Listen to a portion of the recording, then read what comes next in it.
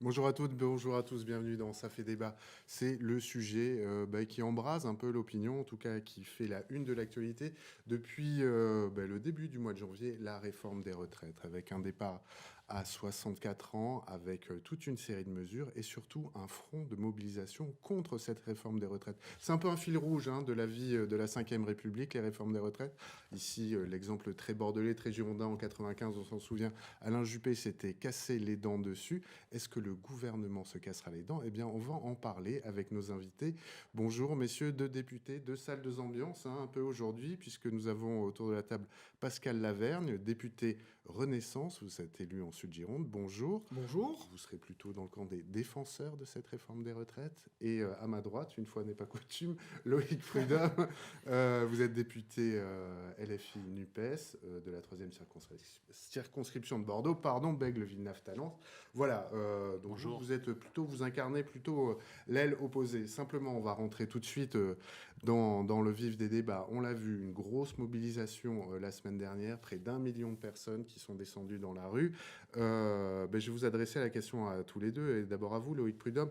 1 million de personnes, c'était l'objectif. Ça vous donne un levier dans le rapport de force que vous voulez introduire? C'était attendu, en tout cas, notamment au regard de tout ce que les sondages disent. C'est-à-dire que quasi aujourd'hui, 9 Français sur 10 sont opposés à cette réforme des retraites. Donc, avec, comme vous le dites, un marqueur quand même très fort dans cette Ve République de ce que cette réforme, ces réformes successives portent d'injustice. Et donc, le fait que les gens ont bien perçu tout ce qui était porté dans cette réforme des retraites a fait qu'ils se sont mobilisés massivement et que, effectivement, partout en France, les gens étaient dans la rue, y compris dans des sous-préfectures, des villes de province. Et puis, on a vu ici à Bordeaux une manifestation et une mobilisation historique avec plusieurs dizaines de milliers de personnes qui étaient rassemblées, malgré un temps à pas mettre un chien dehors, comme on dit. Mais voilà, c'était vraiment un premier point d'appui pour dire non à cette réforme. Alors, on va évidemment venir sur le vent. Pascal Lavergne, vous avez vu, alors ça a été maintes fois souligné, mais l'exploit, on va dire, du gouvernement, ça a été de reconstituer un front syndical qui, jusqu'à présent, était plutôt ventilé façon puzzle, comme on dit dans les films de Michel Audiard. Vous, cette mobilisation, ça vous a surpris, ça vous inquiète? Est-ce que ça exige de vous de revoir un peu votre copie et d'assouplir? Écoutez, moi je regarde les choses telles qu'elles arrivent, donc je n'avais pas de prédiction pour cette mobilisation-là. Effectivement, il y a une mobilisation, elle était évidemment attendue. Il y a quand même dans certains secteurs d'activité des taux de grève qui ne sont pas aussi élevés sans doute que certains l'auraient espéré. Moi ce que je vois, c'est que il y a des inquiétudes, il faut les entendre. Je n'avais pas besoin de ces manifestations pour avoir connaissance de ces inquiétudes. On a des boîtes mail, on voit des gens, on est à la période des vœux, il y a des gens qui nous parlent, il y a des gens qui nous téléphonent, qui nous envoient des messages. Évidemment, il y a des choses qui ressortent. C'est la problématique de la pénibilité qui n'est peut-être pas encore suffisamment prise en compte, de l'âge, de 64 par rapport aux carrières longues. On peut peut-être revoir un petit peu la copie. Pas forcément en termes de départ, mais peut-être en termes d'ajustement de la retraite elle-même par rapport à ce qui existe aujourd'hui. On ne peut pas vouloir que le Parlement débatte et finalement aller dans la rue pour s'exprimer. Le gouvernement va déposer un texte. Il soulève des inquiétudes. Le Parlement, il est là. Il est divers, le Parlement. Jamais il a été aussi divers. Jamais on n'a pu autant débattre. Nous débattrons devant le Parlement et je pense que les députés pourront enrichir ce texte. Alors, on va parler sur le débat parlementaire, mais avant ça, une question très simple. On voit, il y a ces chiffres du Conseil d'orientation des retraites qui sont brandis d'un côté comme de l'autre. Aujourd'hui, la question, elle est simple, Loïc Prudhomme. Est-ce qu'il faut faire cette réforme? Cette réforme, est-ce qu'elle est nécessaire ou pas? Alors d'abord, je suis heureux d'apprendre que le Parlement mène des débats. Moi, j'ai surtout vu ces dernières semaines des 49.3, donc je pense que sur la réforme des retraites, il est effectivement nécessaire que la rue se mobilise pour aussi faire entendre sa voix. Et je suis heureux que l'opposition entende ces protestations. Pardon, la majorité. Mon opposition, voilà. Pardon. Entendre la majorité relative d'ailleurs, entendre ces protestations. Alors est-ce que cette réforme, il faut la faire? Le Conseil d'orientation des retraites était encore auditionné, son président était auditionné ce jeudi 19 à la Commission des finances de l'Assemblée nationale et il l'a dit très clairement. la dépense n'est pas menacée, en tout cas sur les scénarios, les différents scénarios qu'ils ont dressés pour les 10, 15, 20 prochaines années, le niveau de dépense n'est pas alarmant pour le Conseil d'orientation des retraites, et ils le disent clairement, l'équilibre du système de retraite n'est pas en question, n'est pas en jeu aujourd'hui. Donc on voit bien que c'est d'autres raisons qui poussent le gouvernement en fait, à faire cette réforme que soi-disant l'équilibre du système des retraites. Et la vraie raison, on la trouve notamment dans la lettre qu'ils ont adressée à la Commission européenne en disant que comme ils ont fait moult cadeaux au grand patronat, plus de 157 milliards d'exonérations de toutes sortes, et c'est que maintenant, effectivement, l'équilibre financier, ils disent on va le rattraper en prenant sur les plus modestes, donc d'un côté sur la réforme des retraites et puis de l'autre côté aussi sur la réforme de l'assurance chômage. C'est limpide puisque c'est écrit noir sur blanc par le gouvernement lui-même. Ok.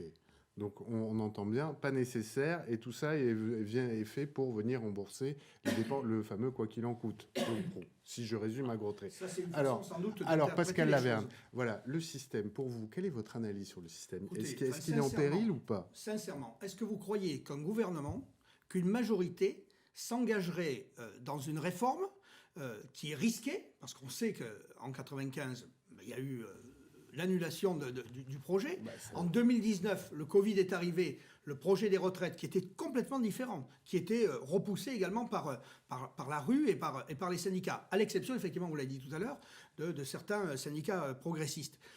Est-ce que vous croyez sincèrement qu'un gouvernement s'embêterait à faire un texte qui est impopulaire s'il n'y avait pas la nécessité économique, d'équilibre budgétaire de le faire?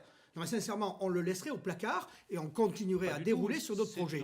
Je voudrais répondre quand même à Loïc Prudhomme par rapport à une question en disant oui, on débat au Parlement. Oui, on débat au Parlement. Effectivement, concernant le budget, pour pouvoir adopter un budget dans les temps, la Première ministre a proposé le 49.3. OK. Depuis, beaucoup d'autres textes ont été votés. Beaucoup d'autres textes ont donné lieu à débat. Le texte sur les énergies renouvelables, plusieurs textes de niche, y compris des vôtres, que nous avons votés à l'unanimité. Donc ne faisons pas courir ce bruit qu'il n'y a pas de débat au Parlement. Il y a un débat, j'y suis, il y est, on parle. Il y a des fois des amendements de l'opposition qui sont adoptés. On va revenir sur le débat parlementaire, mais cette réforme, elle est idéologique, comme le dit Loïc Prudhomme? Idéologique de la part du gouvernement? Oui. Je viens de vous dire que, sincèrement, est-ce que vous croyez qu'un gouvernement s'embêterait à s'attirer les foudres de la rue s'il jugeait que c'est une réforme qui n'était pas nécessaire et qui revient depuis 20 ans sur le débat public? Pour vous, le système est en danger. Mais écoutez, à un moment donné, il faut regarder les choses en face. Ce système, il a été conçu il y a une quarantaine d'années avec 3 actifs pour un retraité. Aujourd'hui, on est à 1,7 actifs pour un retraité. Demain, on sera à 1,5 actifs pour un retraité. Et vous croyez que c'est avec les mêmes règles qu'on va pouvoir distribuer des retraites aux gens? Mais évidemment, ce que vous ne dites pas aussi, Monsieur Laverne... Ce n'est pas en tirant sur l'herbe qu'on l'a fait pousser plus vite. Non, mais il faut dire tous les chiffres, parce que vous nous rebattez les oreilles avec les questions de productivité. Est-ce que vous pouvez me dire quel était le produit intérieur brut, le PIB de la France, il y a seulement 30 ans de ça, en 1990? Quel était son niveau? Non mais d'accord, on passe de 3 à 1,5. Donc évidemment que le PIB, il y contribue, mais il n'y suffit pas. Le PIB en 1990 était de 1 000 milliards d'euros pour la France. Aujourd'hui, en 2020, il est à 2300 milliards d'euros. Il n'a pas échappé qu'il y a eu un peu d'inflation quand même depuis cette période-là. Il a fait donc fois 2,3. Donc, me dites pas qu'on n'a pas la richesse dans ce pays pour servir des retraites au niveau où on devrait les servir pour que les gens ne se tuent pas à la tâche, parce qu'en fait, là, ce dont on parle, c'est vous, le projet d'une retraite à titre posthume, et puis nous, une question de retraite qui permet d'avoir un temps dans la vie où enfin on s'occupe de soi, de ses proches, où on a un temps un peu de repos après le travail. Donc oui, la richesse du pays le permet. Bien sûr que la question des recettes, elle doit être questionnée, mais comme le dit le corps, les dépenses ne sont pas en déséquilibre. Il faut regarder à long terme comment on peut avoir d'autres sources de recettes, et notamment pour les retraites. Moi, je vous pose la question, est-ce que vous êtes opposé à l'égalité salariale entre les femmes et les hommes, qui permettrait notamment de faire rentrer des millions d'euros dans les caisses de l'assurance retraite? Je crois que s'il y a une législature, et sans doute aussi sous celle-là, pour lequel l'égalité homme-femme a progressé, c'est quand même bien celle-là. Au niveau salarial, zéro. Mais écoutez, il y a quand même un certain nombre de choses. Hein. Il y a quand même un certain nombre de choses qui ont progressé. Elles continueront à le faire. Il y a des freins. Nous sommes en train de les lever. Et moi, j'ai l'espoir effectivement que ça puisse être levé. Je suis ravi d'apprendre que du coup, la réforme des retraites sera annannulée puisqu'il y aura l'égalité salariale et que le financement sera pérennisé. Ou alors j'ai mal compris. N'a pas dit exactement ça. J'ai dû interpréter. Merci, monsieur Sota. Non, voilà. Vous êtes presque d'accord. Vous êtes d'accord sur le point de l'égalité salariale. Sur le reste, vous ne l'êtes pas. Revenons à cette réforme des retraites. La question, elle est très simple. À qui profite-t-elle ? À qui profite ? À qui profite cette réforme des retraites ? Cette réforme des retraites, elle profite à ceux qui vont la percevoir. Et en l'occurrence, ceux qui vont la percevoir, ils vont voir leur retraite augmenter par rapport au niveau d'aujourd'hui. Sans doute pas à des niveaux suffisants, mais ça va augmenter. Il y a sans doute des choses à revoir pour les petites retraites et carrières longues, où là, effectivement, moi je pense, et le président l'a reconnu, je ne sais pas si c'est sur ce sujet, que le Parlement pouvait enrichir. Écoutez, on ne se privera pas. Je crois que depuis cette législature, on a compris que dans une majorité relative, les députés, ils avaient aussi la possibilité d'agir et de faire pression sur le gouvernement. Pression amicale, pression constructive, par rapport à ce que nous entendons dans nos circonscriptions, par rapport au terrain. Et donc, on ne se privera pas de l'enrichir et de faire bouger les choses. Et j'espère que la France Insoumise votera également les amendements qu'on proposera et qui permettront de faire progresser les choses. Alors, justement, Loïc Prudhomme, on n'est pas sur le vote des amendements, sur à qui profite au fond cette réforme. On ne peut pas, revenir et sans cesse asséner des contre-vérités, pensant qu'au final, ça devienne une réalité ou une vérité absolue. Non, ça ne profitera pas au niveau des pensions des gens, parce que tout simplement aujourd'hui, en reculant l'âge de départ, ça veut dire qu'aujourd'hui, quand vous partiez à 62 ans, si vous faisiez un petit peu de rab, je veux dire au-delà de 62, vous aviez donc de la surcote qui vous permettait d'avoir un niveau de retraite à peu près décent, et ce qu'aujourd'hui, en fait, en repoussant cet âge-là, vous n'allez pas avoir ces questions de surcote, et du coup, les pensions vont baisser, et ça, tous les économistes l'ont prouvé. C'est la même question sur les carrières longues, où finalement, vous pouviez partir par anticipation sur l'âge de départ de 62 ans. Finalement, quand vous repoussez la ligne d'arrivée, y compris ceux qui finissaient la course un petit peu avant, vont repousser de 2 ans. Je pense effectivement qu'il faut réexaminer ça, ces carrières longues. Donc voilà, donc le seul amendement, moi, qui serait acceptable, c'est celui de voter un amendement pour le départ à 60 ans. Il n'y a pas de souci, je le voterai si vous le proposez. Mais du coup, non, ça va profiter, en tout cas, on sait à qui ça ne profite pas. À tous les gens les plus modestes. Donc à qui ça profite ? Alors, j'aimerais bien savoir à qui ça profite. Aux plus aisés qui vont avoir effectivement du coup dans leur niveau de retraite peu d'impact, voilà. Et puis ça profite surtout au gouvernement qui comme ça espère Vous savez, le gouvernement il est là, il ne sera pas là demain, donc ça lui profitera pas demain à ceux qui sont dans le gouvernement. Ils ne vont pas s'enrichir avec ça. Ça profite à tous ces gens qui depuis des années, vous l'avez déjà tracé, depuis ces longues années de réforme libérale, font en sorte qu'on puisse équilibrer les budgets en tapant sur les plus pauvres, en leur serrant la ceinture, et de manière à ce que vous avez écrit d'ailleurs sur la lettre que je citais tout à l'heure à la Commission européenne, permettre d'équilibrer le budget du pays en venant compenser les cadeaux fiscaux aux plus riches en faisant payer les plus modestes. Donc voilà, et puis sur la question de pénibilité que vous évoquiez, les gens qui ont des carrières et des travaux, des métiers pénibles se verront aussi pénalisés parce que la pénibilité n'est pas prise en compte. C'est vous-même qui avez voté cette majorité le retrait de 4 critères sur les 10 des critères de pénibilité, le port de charges lourdes, être soumis à des vibrations ou encore plus dramatique, la question de l'exposition aux risques chimiques. Donc on voit que la pénibilité, finalement, c'est un mot qui est devenu creux, puisque la majorité des critères et les plus importants ont été sortis. Donc voilà où on en est aujourd'hui, l'état des lieux, selon moi, de cette réforme des retraites qui ne profitera à personne, y compris dans le niveau des pensions. Et ça, c'est vraiment le problème majeur de l'injustice qui est portée par cette réforme. Ce qui est quand même frappant, c'est de voir qu'il y a quand même des constructifs, c'est-à-dire des gens qui sont en capacité de reconnaître que la copie du gouvernement, elle peut être corrigée. Et puis il y a des gens qui ne sont pas constructifs parce que finalement, vous ne faites aucun pas en direction de la majorité. Vous ne faites aucun pas. Alors que moi, je fais des pas. J'ai cette capacité à faire des pas. Cette majorité a cette capacité à faire des pas. Vous êtes toujours dans une posture d'opposition. En 1995, vous étiez dans une posture d'opposition. En 2019, avec un autre système, vous étiez dans une posture d'opposition. Et aujourd'hui, par principe, vous êtes dans une posture d'opposition. Parce que vous considérez que les finances publiques, c'est un puits sans fond. Ce n'est pas vrai. Non, c'est pas un puits sans fond. Et on n'est pas dans l'opposition de principe, on est dans une proposition systématique pour sauvegarder ce qui aujourd'hui nous semble quand même nécessaire pour vivre bien et ensemble, et surtout quand on est âgé. Mais voilà, c'est pas une opposition de principe. On a des propositions, on défend une autre réforme des retraites, mais faire un pas vers où? Si c'est faire un pas vers l'abîme et vers le gouffre, non, on ne fera pas un pas en avant. Il est évident que ce ne sera pas le cas. Donc on défend un système des retraites qui permet à chacun d'avoir ce temps en fin de vie, qui permet de s'occuper de soi, de ses petits-enfants, de ses proches. Et ça, c'est aussi le coût du malheur que vous ne chiffrez pas quand vous repoussez les gens jusqu'à ce que certains partent. Loïc Prudhomme, est-ce que c'est possible aujourd'hui? Vous nous avez cité le chiffre départ à 60 ans. Là, le système, il va dans le mur à 60 ans. Mais non, il ne va pas dans le mur. On le voit aujourd'hui, le Conseil d'orientation des retraites, il n'y a pas de souci. Surtout que tous les autres pays européens sont largement au-dessus de nous.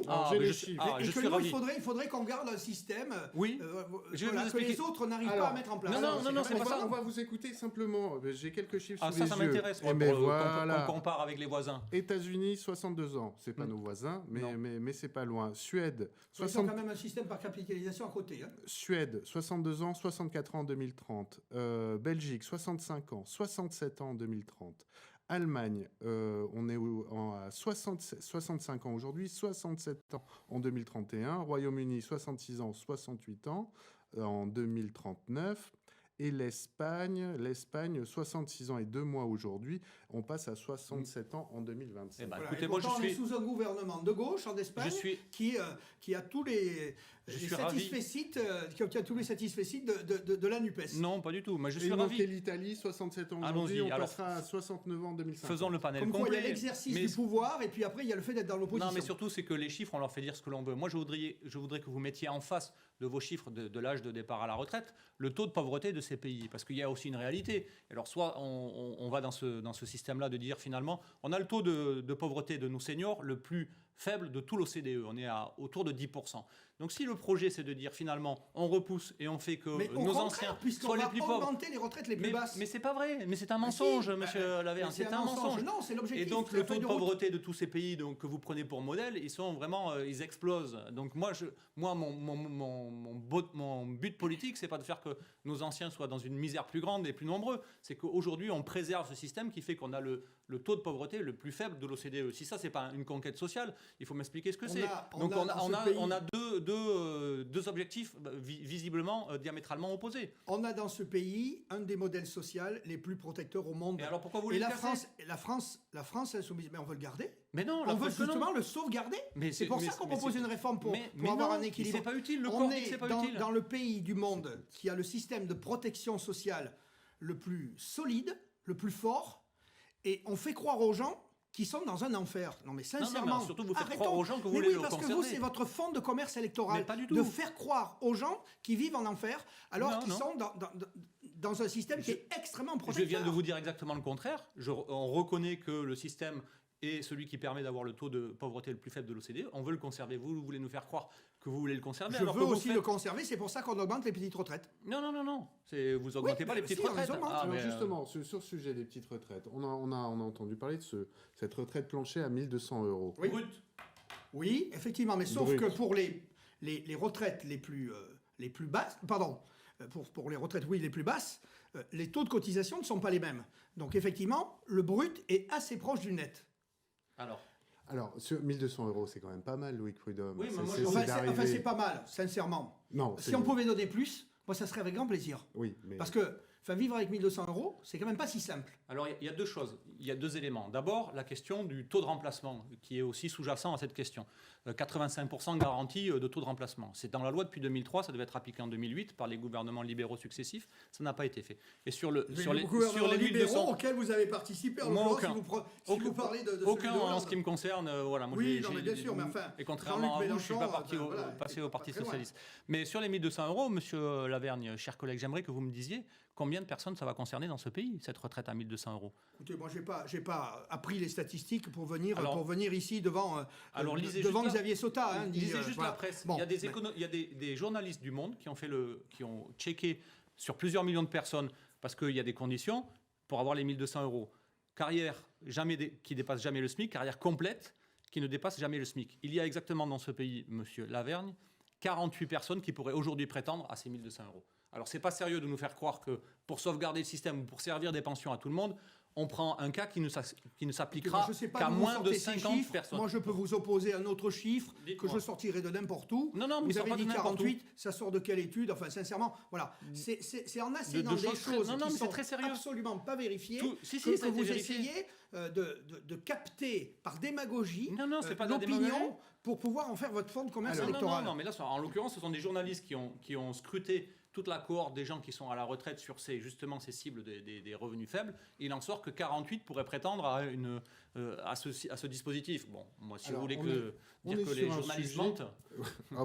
Pas tous. Pas tous, hein. Sincèrement, à l'échelle nombre de retraités, 48, c'est peu. C'est une boutade.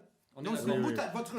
Votre chiffre est une boutade. Ah non, c'est votre réforme qui en est une. Alors, écoutez, on ne va pas épiloguer sur les chiffres. Simplement, la question, c'est, au fond, ce système, on le disait en introduction en 1995, Juppé se casse les dents, ça coûte la tête de son gouvernement. Est-ce qu'un jour, on va réussir à réformer ces retraites? Ce système qui est un héritage de la résistance, hein, la retraite par répartition, c'est aussi, ça procède du modèle social français. Comment on fait? Est-ce qu'on peut encore réformer ce pays? C'est la question qu'on se pose sans qu'on soit à franc renversé comme on l'est aujourd'hui. Monsieur Sautin, pourquoi voulez-vous réformer à tout prix, à toute condition, un système qui fonctionne? C'est bien là la question. Il n'est pas question de réformer, il est question juste de s'assurer, puisqu'il n'y a pas un problème de démographie ni de servir les pensions. Réformes, on sait lesquelles elles seraient. Il y a question d'augmenter les impôts. On s'écoute. Il y a une question, effectivement... Et vous avez raison, chers collègues, de recettes à faire rentrer dans la caisse pour s'assurer que ce système qui fonctionne, et qui fonctionne depuis longtemps, et qui permet d'être juste et égal, perdure jusqu'à des temps bien longs. Et donc c'est la question des recettes. Je parlais de l'égalité salariale femmes-hommes. Je parlais de la contribution aussi des plus riches de ce pays. Donc 43 individus aujourd'hui accumulent des milliards d'euros, 555 milliards d'euros de fortune, et notamment les grandes entreprises du CAC 40 qui aujourd'hui cotisent, je veux dire, au bien commun, à peine à hauteur de 2%. Donc parlons de justice fiscale, parlons d'impôts, parce que baisser les impôts dans une république n'est pas un horizon forcément désirable. Le consentement à l'impôt et le respect de la loi sont pour moi les deux piliers de la République. Et donc consentir à l'impôt, ça veut dire aussi de savoir à quoi ça sert. Est-ce que ça sert à faire de la justice sociale ou est-ce que ça sert à servir les plus riches qui se sont goinfrés pendant ces 5 dernières années, notamment les années de Covid, les années de crise? Donc voilà, c'est des vraies questions et je pense que là, on a effectivement des divergences de vues. Oui, on a des divergences de vues parce qu'à chaque fois, effectivement, vous nous resservez les plus riches. Il ne vous a pas échappé que dans ce pays, il n'y a pas que les entreprises du CAC 40 qui sont des employeurs. Il y a beaucoup d'employeurs qui sont des employeurs de 1, 2, 3, 4 personnes. Non, vous ne les défendez pas. Parce que vous les mettez en avant vous mettez les petits en avant pour cacher les gros. Vous avez demandé qu'on s'écoute, donc on va effectivement respecter cette règle. À chaque fois, vous parlez des entreprises du CAC 40 qu'il faut aller taxer au niveau des salaires, au niveau de ceci ou de cela. Oui. Il n'y a pas que les entreprises du CAC 40 qui embauchent dans ce pays. Il y a aussi beaucoup de petites entreprises, beaucoup de petites TPE. Et aujourd'hui, moi, quand je vous entends dans l'hémicycle, il faut augmenter les cotisations sur ceci, il faut augmenter les cotisations sur cela. Mais je suis chef d'entreprise, j'ai un restaurant. Oui. Avec 2, 3 salariés selon les périodes, 5 selon les autres périodes. Mais vous savez les difficultés qu'on a en termes de trésorerie pour pouvoir payer les salaires, pour pouvoir payer les cotisations sociales, et vous voulez les augmenter. Sauf qu'aujourd'hui, les règles dans ce pays, où on a des règles d'égalité, c'est qu'on applique les mêmes taux de cotisation, que ce soit une entreprise du CAC 40 ou que ce soit une TPE. Monsieur Laverne, donc aujourd'hui, on ne peut pas. Vous n'avez pas le monopole de la TPE et de la PME. On ne peut pas. Je n'ai pas dit que j'avais le monopole. Mais en l'occurrence, moi, je suis patron d'une petite entreprise. Il y en a beaucoup moins dans la France insoumise, effectivement, quand j'entends les discours. Vous n'en savez rien. Il y en a. Je connais un petit peu quand même. Il y en a un peu moins. Mais sincèrement, aujourd'hui, avec les difficultés que rencontrent les petites entreprises, allez leur dire qu'on va augmenter les cotisations sociales, qu'on va augmenter les impôts. On n'a jamais dit ça, chers collègues. Sous prétexte que vous prenez l'exemple des plus grandes fortunes, non, ce n'est pas possible. Vous déséquilibrez le système et vous détruisez l'emploi. Et d'abord, on n'a pas dit ça, c'est pour ça que j'ai bien précisé, les grandes entreprises du CAC 40, parce que ce sont elles qui n'ont pas les mêmes règles fiscales que les TPE et les PME que vous défendez, que je défends aussi sur mon territoire. Alors, très rapidement, il nous reste 1 minute 20. Quelle stratégie... Oui, c'est court, mais le Déjà. débat, le débat a été riche. Enfin, vous êtes d'accord sur vos désaccords, on est sûr de ça. Donc, simplement, quelle stratégie pour la France insoumise? Pascal Lavergne le disait, l'Assemblée nationale, c'est un temps de débat qui permettra, le cas échéant, d'amender le texte. Est-ce que vous allez partir sur une stratégie de dépôt d'amendements massifs pour obstruer, en fait, pour ce qui empêchera de fait la discussion? On va mener la bataille comme on l'a toujours menée, avec volonté et en étant résolu. On va aussi proposer un contre-projet, parce qu'on est toujours dans la proposition et on trace aussi d'autres perspectives pour ce pays et les gens l'entendent. Et donc oui, on va déposer le nombre d'amendements nécessaires pour faire entendre ce contre-projet, pour faire entendre les divergences que j'ai exprimées ici sur quel est notre projet, nous, pour nos seniors, pour l'avenir, pour le système des retraites, et puis surtout pour en finir avec ce projet de nous faire partir à la retraite les pieds devant. Donc voilà ce que l'on va faire dans les prochaines semaines à l'Assemblée nationale. C'est une réalité. L'espérance de vie, elle augmente quand même. Non, mais 25% des gens... L'étude sur laquelle je la connais très bien, sont morts avant cette étude, 62 ans. elle est fallacieuse. Donc on va éviter de parler des choses fallacieuses. Un mot pour terminer, parce qu'on a déjà exposé le temps. Pascal Lavergne, vous attendez quoi maintenant? Moi, des prochains jours, prochaines semaines? J'attends des oppositions, qu'elles soient constructives. J'ai commencé cette émission en vous disant que moi, Pascal Lavergne, je souhaitais que la copie du gouvernement soit amendée, soit corrigée. Je vous ai expliqué sur quel thème. Et moi, je voudrais que les oppositions soient en capacité de comprendre qu'on fait des efforts, qu'on fait des progrès, qu'on entend la rue avant même, on l'avait entendu, parce qu'on est sur le terrain. Et moi, je voudrais aussi que ces oppositions soient constructives et qu'elles ne soient pas dans des postures d'opposition par principe, et en plus des oppositions qui sont complètement différentes les unes des autres. Alors, écoutez, parfait. Vous savez quoi? On va s'en reparler de ce sujet, puisqu'il y a une autre mobilisation qui est prévue le 31. Il y a l'examen du texte à l'Assemblée nationale qui va commencer dans quelques jours. Donc nous aurons l'occasion de revenir sur ce débat passionnant. Merci messieurs pour la qualité de ce débat. Et on reviendra avec grand plaisir. Écoutez,